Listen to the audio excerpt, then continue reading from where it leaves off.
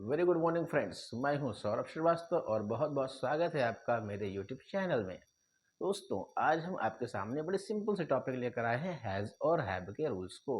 चलिए समझते हैं आखिर हैज़ और हैव का प्रयोग हम कहाँ करते हैं। दोस्तों, हैज़ और हैव ये हमारे सिंपल सेंटेंस में यूज किया जाता है और ये हमारे बेसिक्स नॉलेज के लिए बहुत ज़रूरी है। बेसिक नॉलेज अगर हमारे क्लियर है तो हम हर तरह के सेंटेंस को समझ पाने के योग्य बन पाते हैं दोस्तों। इसलिए चलिए पहले हम पढ़ते हैं हैज़ और हैव के रूल्स के बारे में, और उससे पहले भी हम जानते हैं कि आखिर ये हैज़ हैव क्या है। चलिए दोस्तों देखते हैं।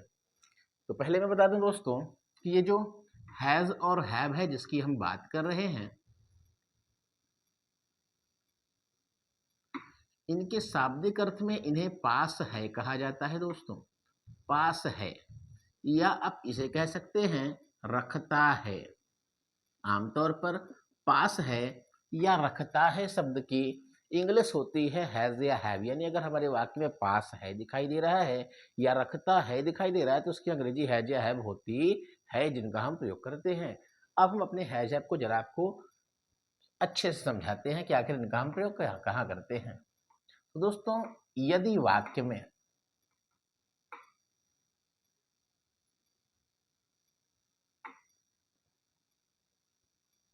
यदि वाक्य में यानी जब आप वाक्य को पढ़ते हैं तो उस वाक्य में पास है शब्द द्वारा अधिकार व्यक्त हो। यदि वाक्य में पास है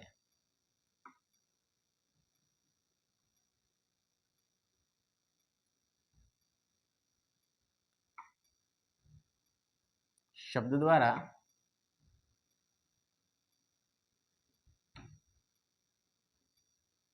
अधिकार दर्शाया जाए।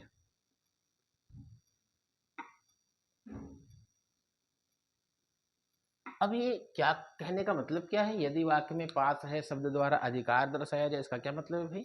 समझिए। जैसे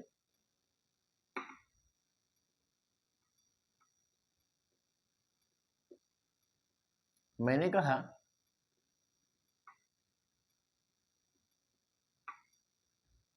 मेरे पास एक कार है। दोस्तों, मैंने कहा मेरे पास एक कार है। यहाँ पर आप देख सकते हैं पास है शब्द है और पास है शब्द अधिकार को दिखा रहा है कि मेरे पास एक कार है यानी कार मेरी है। मेरे पास एक कार है यानी कार मेरी है, यानी कार पर मेरा अधिकार है। आपने कहा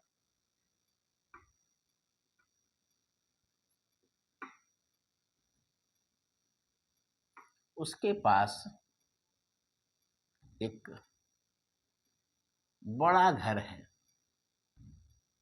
उसके पास एक बड़ा घर है। यहाँ भी दोस्तों आप जो पास है शब्द देख रहे हैं, ये आप समझ सकते हैं उसके पास एक बड़ा सा घर है, यानी उस बड़े से घर पर उसका अधिकार है, यानी घर उसी का है। तो दोस्तों हमें समझना क्या है? हमें समझना है कि यहाँ पास है का मतलब किसी के पास होने की बात नहीं हो रही है। यहाँ पास है का मतलब अधिकार दिखाया जा रहा है। पास है दो प्रकार का होता है। जैसे मैंने कहा कि गंगा नदी गंगा नदी मेरे घर के पास है। अब मैंने कहा गंगा नदी मेरे घर के पास है, तो यहाँ पास है द्वारा कोई अधिकार नहीं दिखाया जा रहा है, यहाँ पास है के द्वारा नजदीकी दिखाई जा रही है। उस नजदीकी में आपको हैज हैव का प्रयोग बिल्कुल नहीं करना है। ध्यान रखें दोस्तों, पास है में कब हम हैज हैव लगाएंगे? जब पास है के द्वारा क्या दर्शाया जाए? अधिकार दर्शाया जाए। चलिए आगे बढ़ते हैं।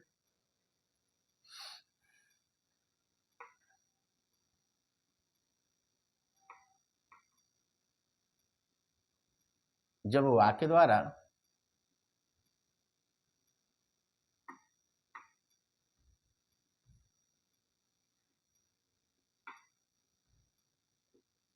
कर्ता के संबंध को दर्शाया जाए,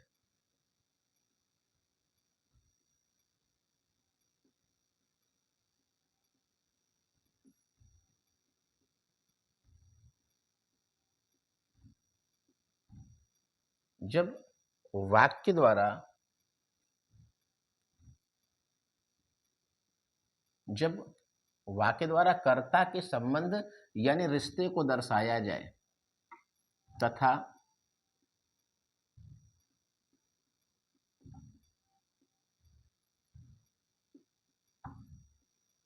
संबंध के पहले संख्या हो। अब यहां समझिए, यहां कहा जा रहा है कर्ता के संबंध को दर्शाया जाए और संबंध के पहले संख्या हो, यानी संबंध की बात हो। कैसे संबंध की बात हो भाई? मैं क्या कह रहा हूं, जब वाक्य द्वारा कर्ता के संबंध को दर्शाया जाए, यानी रिश्ते को दर्शाया जाए, और उस संबंध के ठीक पहले क्या हो, संख्या दी हुई हो। कैसे? जैसे मैंने कहा,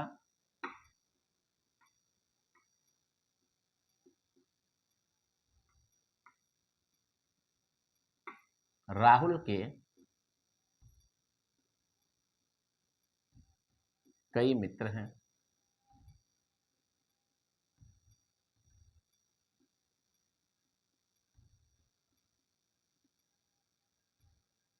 मेरे चाची के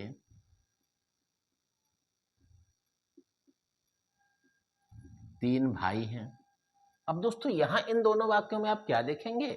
आप देखेंगे पहले वाले वाक्य में संबंध किस चीज का दर्शाया जा रहा है? मित्रता का संबंध दिखाया जा रहा है, और इस मित्रता के पहले एक संख्यावाचक शब्द है जिसका मतलब है कई। अब इस कई का मतलब क्या है दोस्तों? कई का मतलब है ये एक अनिश्चित संख्या है, कितने दोस्त हैं नहीं पता, लेकिन हाँ संख्या तो जरूर होगी दोस्तों की। तो ये कई भी संख्या दिखा रहा है। बहुत लगा देंगे तो भी संख्या दिखाएगा, तो बहुत और कई संख्यावाची शब्द हैं। तो अगर यहाँ कहेंगे राहुल के कई मित्र हैं, तो मित्र एक संबंध हो गया और इसके पहले संख्यावाची शब्द हो गया कई। मैंने कहा मेरे चाची के 3 भाई हैं, तो यहाँ आप देखेंगे जो भाई शब्द है ये हो गया संबंध, और भाई के ठीक पहले क्या दिख रहा है? 3। ये 3 क्या दिखा रहा है दोस्तों? ये संख्या दिखा रहा है। संबंध के पहले संख्या आ जाती है अगर, तो वहां भी हम इस हैज हैव का प्रयोग करते हैं जो कि अधिकार को दर्शाता है। फिर देखिए दोस्तों,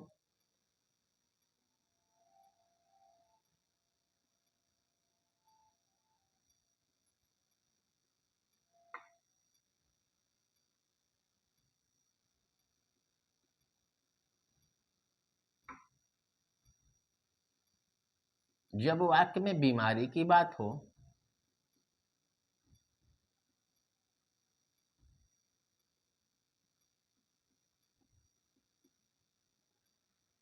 तथा उसका नाम दिया गया हो।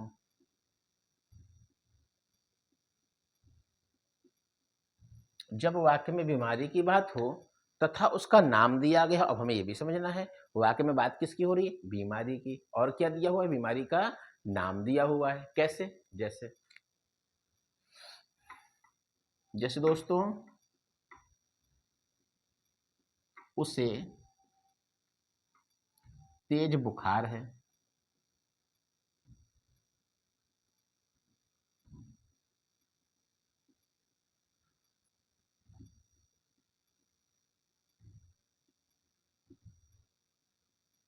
तुम्हें सिर में दर्द है।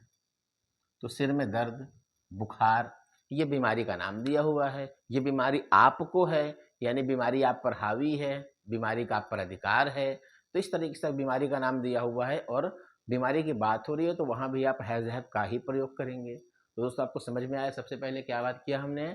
हमने कहा अगर पास है शब्द दिखाई दे तो आप वहां पर हैज हैव का प्रयोग करेंगे। क्यों? क्योंकि पास है शब्द द्वारा अधिकार दर्शाया जा रहा है। अगर इस पास है शब्द द्वारा अधिकार न दर्शाया जाए, नजदीकी दर्शाई जाए, तो वहां आप हैज हैव नहीं लगाएंगे दोस्तों।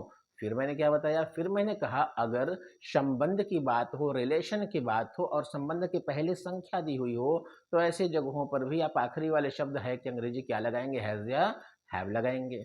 फिर तीसरे पे मैंने क्या बताया? अगर बीमारी की बात हो रही है, बीमारी का नाम दिया हुआ है, उस बीमारी आप पर हावी है, तो उस बीमारी के लिए भी आप है शब्द की अंग्रेजी हैज या हैव लगाएंगे। फिर आगे देखिए,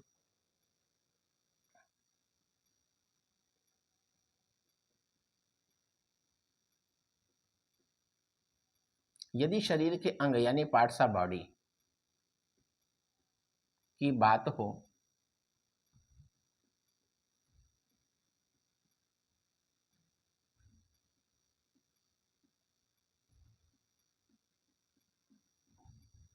तथा उसके ठीक पहले संख्या दी गई हो, उसके ठीक पहले संख्या दे दी गई हो। अब यदि शरीर के अंग की बात की जा रही है और उसके पहले संख्या दे दी जा रही है, कैसे? जैसे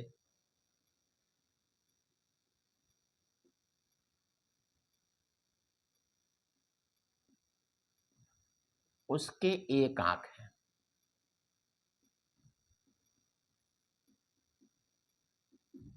गाय के 4 पैर होते हैं।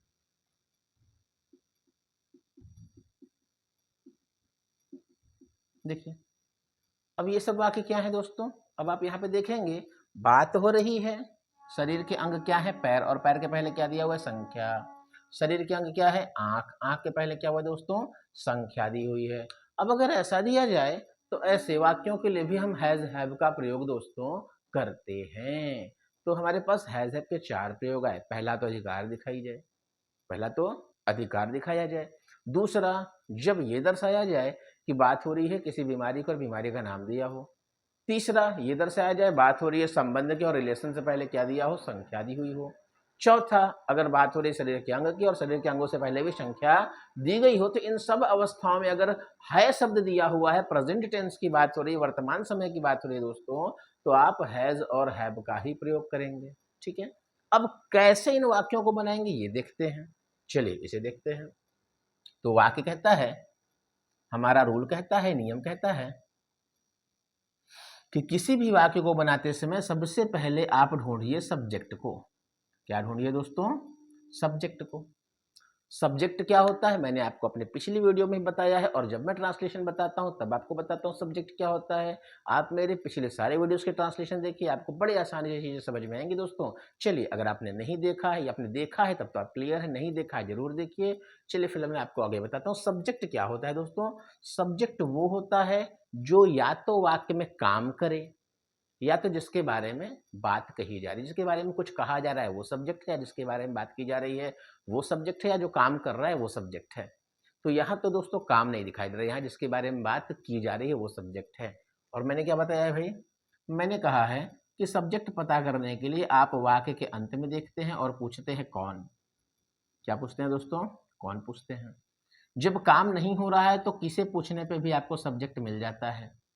ठीक है, या कौन से पूछिए, यहाँ किसे से मिल जाएगा आपको। कभी कभी किसे से मिलता है जब वाकई में काम ना हो रहा हो तो। काम ना हो तो ये मैं लिख दे रहा हूँ, नहीं तो आप यहाँ कंफ्यूज होंगे। काम ना हो तो किसे पूछने पे भी सब्जेक्ट मिल जाता है दोस्तों। तो सबसे पहला काम आपको सब्जेक्ट ढूंढना है। फिर मैंने क्या कहा भाई? फिर आप वाक्य के बिल्कुल अंत में देखेंगे, आपको आपकी हेल्पिंग वर्ब मिल जाएगी आपके टेंस के लिए। और बाकी जो भी बच गया दोस्तों, सब आपको राइट से लेफ्ट यानी दाहिने से बाएं की ओर लिख देना है। बिल्कुल गिनते गिनते हुए दाहिने से बाएं की ओर आपको सब लिख देना है। तो सबसे पहले आपको क्या लिखना है दोस्तों? सब्जेक्ट लिखना है। फिर क्या लिखना है दोस्तों? हेल्पिंग वर्ब, और फिर सब दाहिने से बाएं की ओर आपको लिख देना है। चलिए मैं समझाता हूँ कैसे। जैसे मेरे पास पहला सेंटेंस है कि उसके पास एक बड़ा सा घर है। उसके पास एक बड़ा सा घर है। अब देखते हैं सेंटेंस को।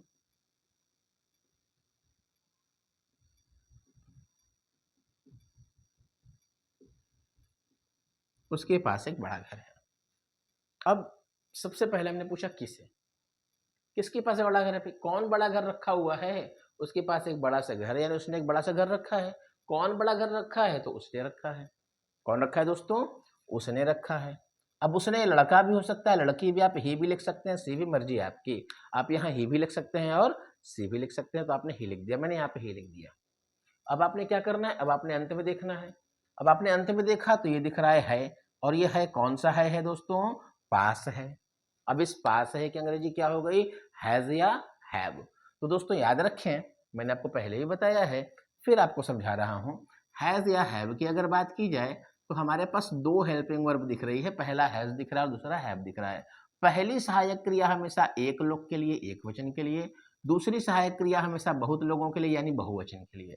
याद रखिए, पहली वाली हेल्पिंग वर्ब एक लोगों के लिए, दूसरी वाली हेल्पिंग वर्ब अधिक लोगों के लिए। अब ये बताइए कि उसके पास एक बड़ा घर है, मतलब वह एक बड़ा सा घर रखा है, तो वह कितने लोग हैं?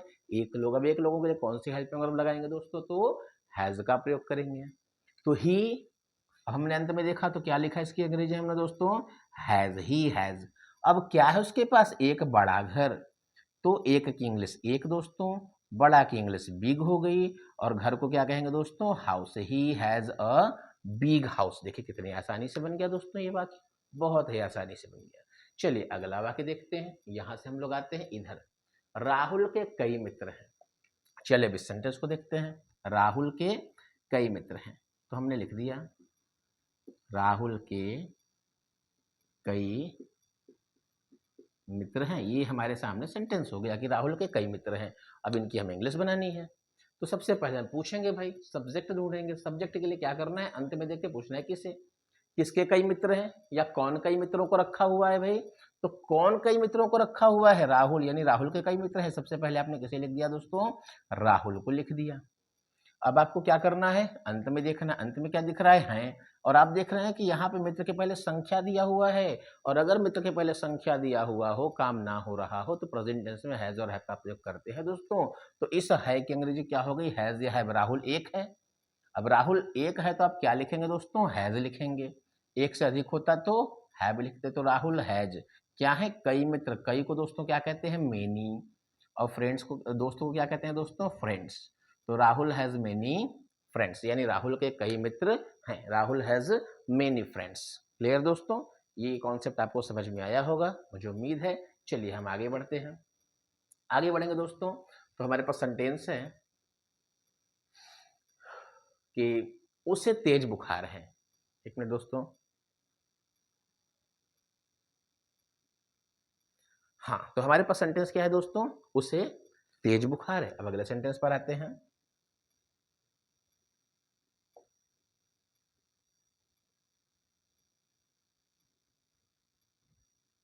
हमने दोस्तों कहा उसे तेज बुखार है। अब यहाँ पर हमको दिख रहा है कि तेज बुखार है और ये बीमारी है, बीमारी का नाम भी दिया हुआ है।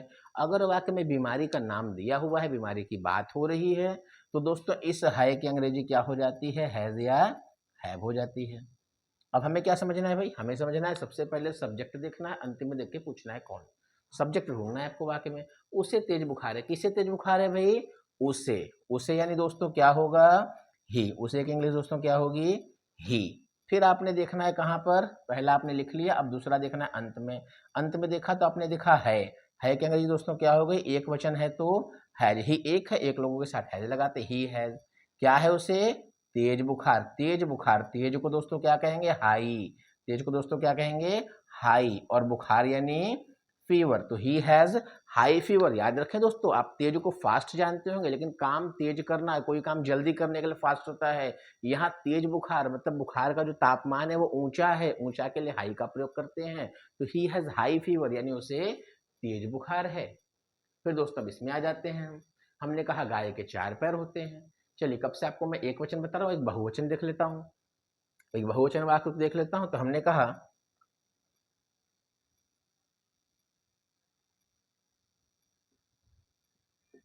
हमारे सिर में दर्द है। हमारे सिर में दर्द। अब हम यानी एक से ज्यादा हो गए। किसके सिर में दर्द है, हमारे। हमारे यानी दोस्तों वी।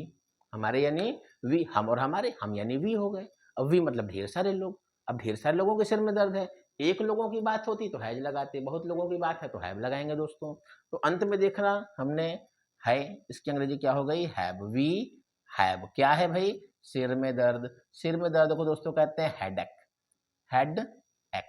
तो वी हैव हेडक, हमारे सिर में दर्द है। We have headache. हमने क्या किया, पहले शुरू में लिखा, फिर अंत में है कि अंग्रेजी हैज हैव हो गई दोस्तों। हैज एक वचन के लिए, हैव बहुवचन के लिए। क्यों, क्योंकि यहाँ पे बीमारी का नाम दिया है। अगर वाक्य में बीमारी का नाम दिया हुआ हो तो हम हैज या हैव का प्रयोग करते हैं प्रेजेंट टेंस में।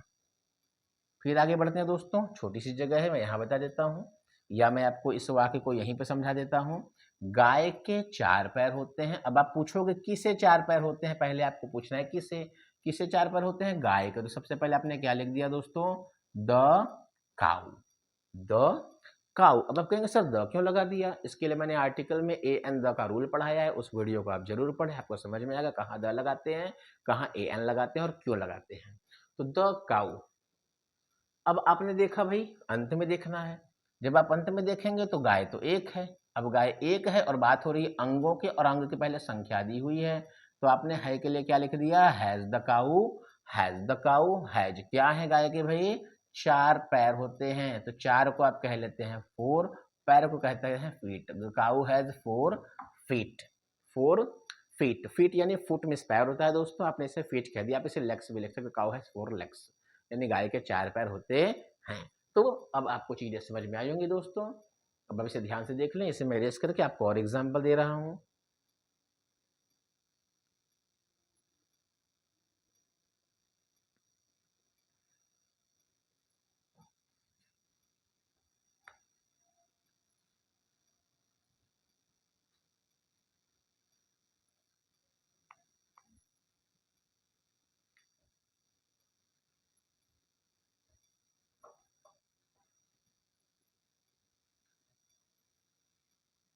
देखिए दोस्तों, आगे मैंने कहा मेरे पास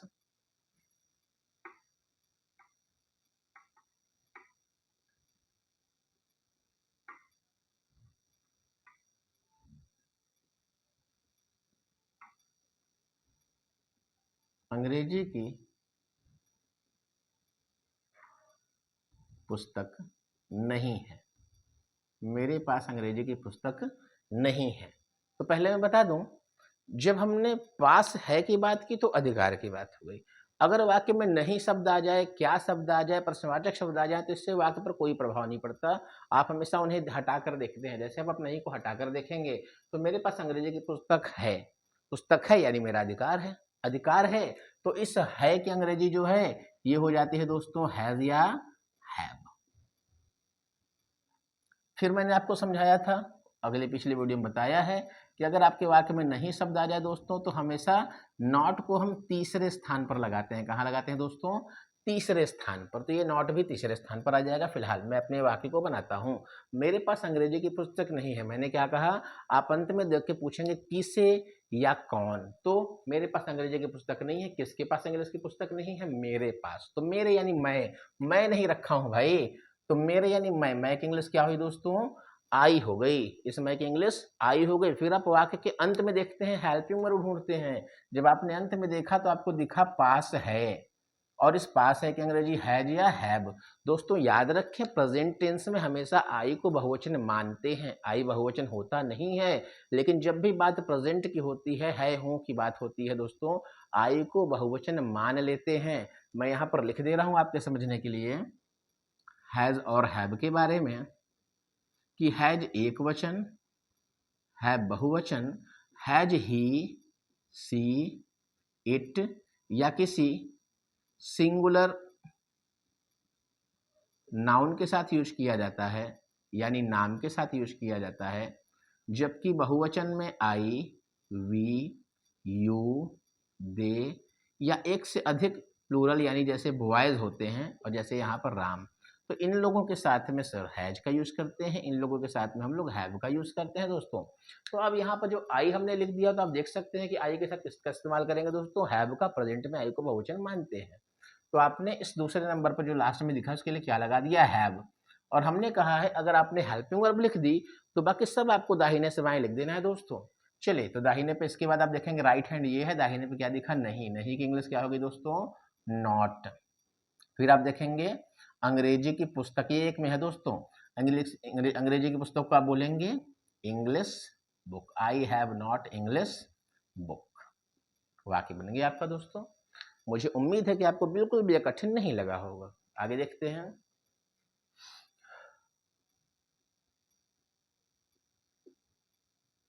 तुम्हारे दो पुत्र हैं। अब यहाँ पे देख देख सकते हैं दोस्तों, पुत्र की बात हो रही। पुत्र एक संबंध है और संबंध के पहले क्या दी हुई है? संख्या दी हुई है। और अगर संबंध के पहले संख्या दिया हुआ होगा तो इस है की अंग्रेजी हो जाती है दोस्तों हैज या हैव। तो तुम्हारे दो पुत्र हैं। प्रश्न पूछता है किसे दो पुत्र हैं भाई? तो तुम्हारे, तुम्हारे यानी यू। आपने लास्ट में देखा तो आपको हैज या हैव चुनना है। अब आप देख सकते हैं कि यू के साथ दोस्तों क्या आता है? हैव आता है।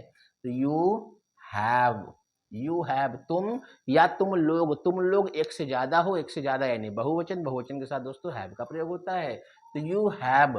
अब क्या है? दो पुत्र। तो दो को दोस्तों टू कहते हैं, पुत्र को सन्स कहते हैं। You have two sons. तुम्हारे दो पुत्र हैं। अगला दोस्तों,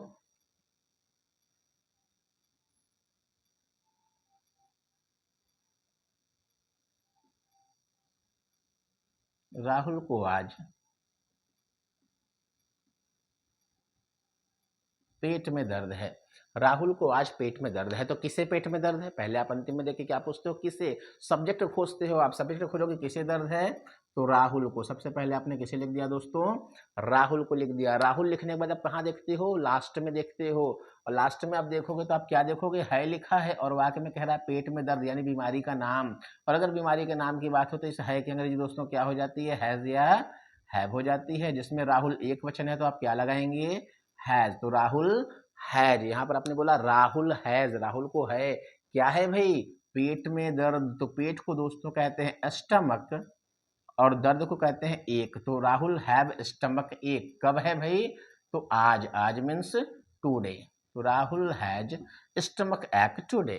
अगर आप टुडे नहीं भी लिखेंगे दोस्तों यहाँ तो वाक्य सही माना जाएगा, क्योंकि आपने हैज लिख दिया और हैज दिखा रहा है कि अभी है। अभी है कह दिया तो टुडे कहने की आवश्यकता नहीं है, लेकिन आप लिख भी दो तो गलत नहीं।